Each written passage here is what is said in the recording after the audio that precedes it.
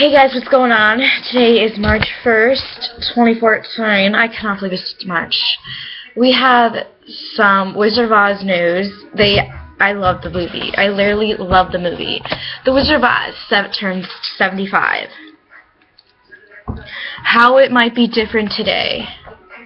God, I can't explain my definition of amazing, because when I was a child, I would always want my mom to put on The Wizard of Oz like every day. That's root beer, my favorite. Now let's see what makes a difference today.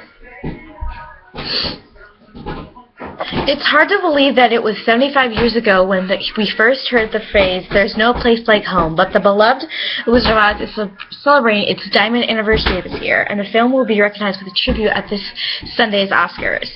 In the 75 years since the movie hit, though a lot has changed, we have the internet call, cell phones, and iPads, oh my! Plus, we know commercial air travel, microwaves, a color TV, and a whole host of inventions we're surely forgetting. So how would access to these technologies have changed things in Oz?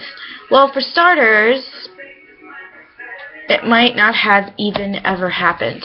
Number one, Judy Garland's Dorothy Gale would still say, "I've had a feeling we're not in Kansas anymore," after the terrifying Twister strikes, and then she'd pull out her GPS-enabled phone, book some plane tickets on kayak, and head back home. No Munchkins or Yellow Brick Road necessary. And no story necessary, we guess. Number two, it actually is possible Dorothy wouldn't have been disabled at all. Checking weather.com, then seeking proper shelter with Auntie Em and Uncle Henry could have maybe kept her from flying away with Toto. Number three, speaking of Toto, there's no way he'd be a pure-bred current terrier in the film took place today. He'd either be a designer dog, think Golden Doodle, or Matapu, or a cool rescue mutt. Number four, as for Auntie Em and Uncle Henry, we're guessing that these days their farm might be a little more hip. We're picturing them as an urban agriculturist in Brooklyn, growing organic lettuce and kale on their roof instead of produced in meat products in Kansas. A little less tornado prone too. Number five, no need for a wizard to help the Tin Man, Scarecrow, and Cowardly Lion. Open heart surgery would give Dorothy's creaky pal a new ticker in no time, and make for a pretty great story. The Lion would find his courage through weekly therapy sessions, then someday write a best-selling memoir about his journey, and all the Scarecrow would really need is a laptop. Who needs a brain when you have Google? Nowadays, number six, Glinda, the Good Witch, wouldn't have to travel in a bubble. She could have a private jet or helicopter, a Segway, a town car, or pretty much any vehicle.